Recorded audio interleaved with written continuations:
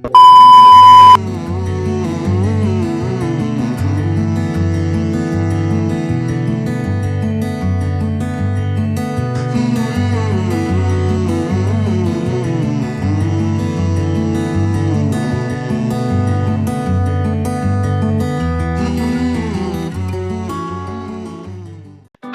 Beta di sini. Selamat datang lagi di Beta Nerd Channel.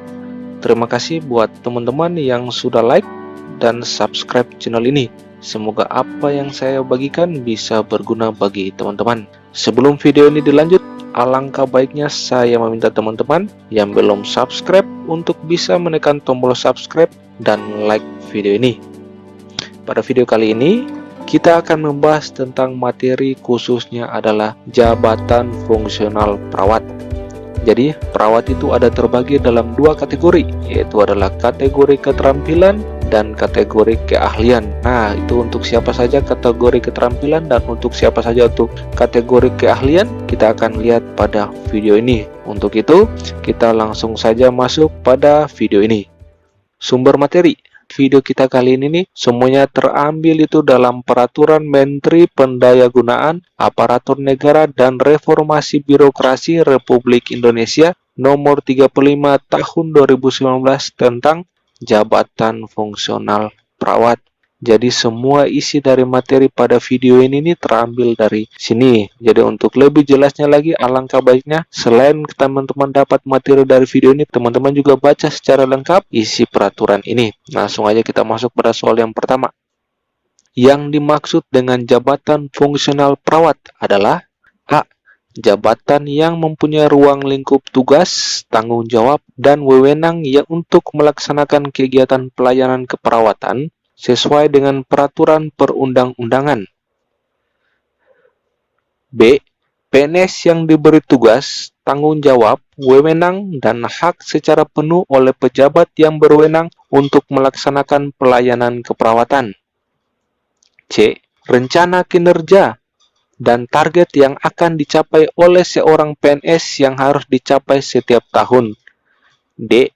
Satuan nilai dari uraian kegiatan dan atau akumulasi nilai dari uraian kegiatan yang harus dicapai oleh perawat dalam rangka pembinaan karir yang bersangkutan. Jadi jawabannya adalah A. Jadi jabatan fungsional perawat adalah jabatan yang mempunyai ruang lingkup tugas, tanggung jawab, dan wewenang untuk melaksanakan kegiatan pelayanan keperawatan sesuai dengan peraturan perundang-undangan. Sedangkan untuk poin B, itu adalah definisi dari pejabat fungsional perawat. Untuk poin C adalah definisi dari SKP, dan untuk poin D adalah definisi dari angka kredit. Kita langsung lihat saja pada pembahasan. Ini adalah jabatan fungsional yang tadi sudah kita ketahui. Yang kedua adalah pejabat fungsional perawat, yang selanjutnya disebut sebagai perawat adalah PNS yang diberi tugas, tanggung jawab, wewenang, dan hak secara penuh oleh pejabat yang berwenang untuk melaksanakan pelayanan keperawatan.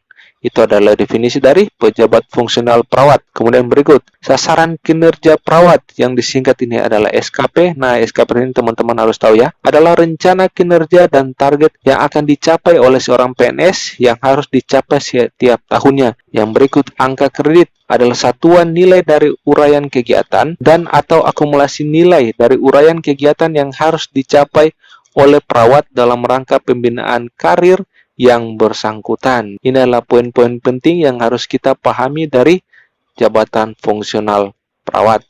Kita lanjut pada soal nomor 2. Jenjang tertinggi dari jabatan fungsional perawat kategori keterampilan adalah, jadi perawat itu ada dua, ada perawat kategori keterampilan dan perawat kategori keahlian. Untuk yang pertama kita akan bahas dulu tentang kategori keterampilan. Jenjang tertinggi dari jabatan fungsional perawat kategori keterampilan adalah A. Perawat terampil, B. Perawat mahir, C. Perawat penyelia, atau D. Perawat madya. Jawabannya adalah tentu saja yang C, adalah perawat penyelia. Sedangkan untuk perawat madya ini adalah milik dari kategori perawat keahlian. Pembahasan.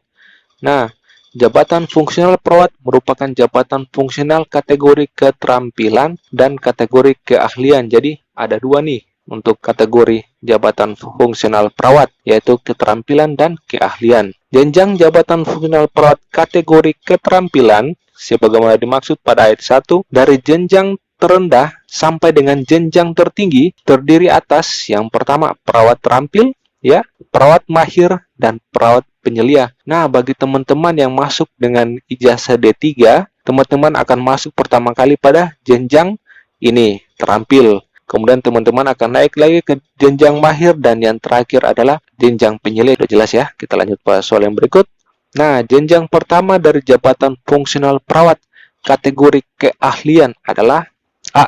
Perawat ahli pertama, B. Perawat ahli muda, C. Perawat ahli madya, atau D. Perawat ahli utama. Jawabannya adalah A. Maaf ya, ini ada salah. Harusnya itu jawabannya adalah A. Perawat ahli pertama. Jadi yang paling terendah daripada untuk kategori keahlian ini adalah ini, perawat ahli pertama, kemudian naik pada perawat ahli muda, naiknya lagi pada perawat ahli madya, dan yang terakhir adalah perawat ahli utama. Pembahasan saja biar lebih jelas. Jenjang jabatan fungsional perawat kategori keahlian sebagaimana dimaksud pada ayat 1, dari jenjang terendah sampai jenjang tertinggi, yaitu perawat ahli pertama, ahli muda, ahli madya, dan ahli utama. Jadi bagi teman-teman yang masuk PNS dengan ijazah nurse ataupun mungkin ada dengan S2 itu pertama kalinya itu akan masuk pada kategori ini, perawat ahli pertama.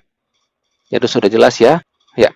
Jenjang jabatan atau golongan ruang perawat ahli pertama yaitu A 3B, B 3C, C 4A, atau D 4B. Jawabannya adalah A 3B. Jadi bagi teman-teman yang memiliki ijazah nurse pada saat pertama kali masuk jenjang jabatan ini ahli pertama dengan golongannya itu adalah 3B untuk tahun ini, yang paling terbaru ya. Untuk teman-teman yang kemarin itu pada tahun 2018 itu, ya 2018 atau 2019 yang kemarin itu mereka masuk dengan golongan ruang yang 3A. Untuk yang terbaru sekarang adalah golongan ruang 3B. Pembahasan saja. Nah, ini ada sebuah tabel.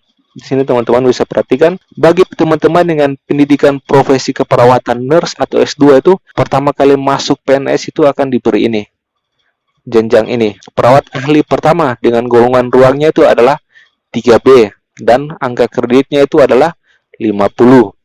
Untuk teman-teman yang masuk dengan pendidikan diploma, perawat terampil dengan golongannya itu adalah 3C dan angka kreditnya itu adalah 20. Berikutnya lagi untuk jenjang karirnya dengan nurse atau S2 itu berikutnya itu akan naik lagi menjadi ahli muda, ada golongan 3C sampai golongan 3D.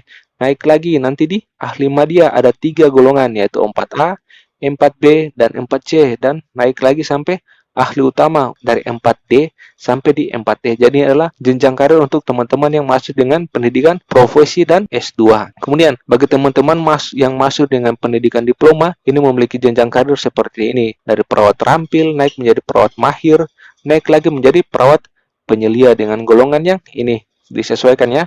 Untuk perawat terampil dari golongan 2 sampai golongan 2D, untuk perawat mahir dari golongan 3A sampai golongan 3B, untuk perawat penyelia dari golongan 3C sampai dengan golongan 3D dengan angka kredit pun yang berbeda pada tiap golongannya. Tugas utama dari jabatan fungsional perawat adalah A. Asuhan keperawatan, B. Pengelolaan keperawatan, C. Administrasi kesehatan, atau D. A dan B benar. Jawabannya adalah D, A dan B. Jadi jabatan fungsional perawat itu otomatis adalah asuhan keperawatan dan pengelolaan keperawatan.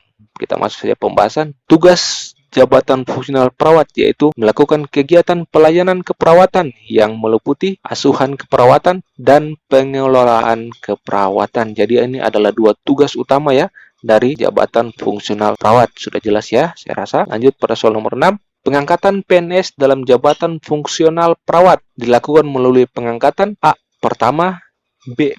Perpindahan dari jabatan lain, C. Promosi, atau D. Semua benar. Ini adalah pembahasannya. Pengangkatan PNS dalam jabatan fungsional perawat dilakukan melalui pengangkatan pertama, pengangkatan perpindahan dari jabatan lain, dan pengangkatan secara promosi. Jadi ada 3 nih, teman-teman harus tahu ya. Sampai di sini aja adalah pembahasan kita mengenai jabatan fungsional perawat untuk yang part yang pertama ya. Nanti kita akan lanjut lagi pada part yang kedua. Untuk itu, ada beberapa pertanyaan ini yang saya berikan bagi teman-teman. Soal yang pertama, manakah urutan yang benar dari jenjang karir berikut? A. Perawat pertama, utama penyelia. B. Perawat terampil, mahir penyelia. C. Perawat terampil, madya penyelia. D. Perawat terampil, madya mahir. Nomor 2. Bagi perawat terampil memiliki golongan ruang A. 2A sampai 2B. B. 2C sampai 2D. C. 3A. D. 3B.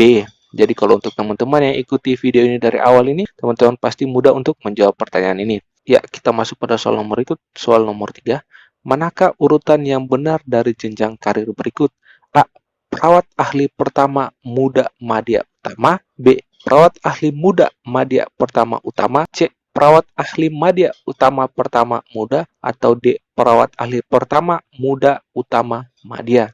Soal nomor 4, bagi perawat ahli pertama memiliki golongan ruang A 2A sampai 2B, B 2C sampai 2D, C 3A, D 4B. Jadi pada pembahasan berikut kita akan membahas tentang uraian kegiatan sesuai jenjang jabatan. Demikianlah adalah pembahasan kita pada video yang pertama ini. Jika teman-teman suka, teman-teman bisa subscribe, like, share, dan komen sebanyak-banyaknya. Demikian dari saya, salam untuk kita semua.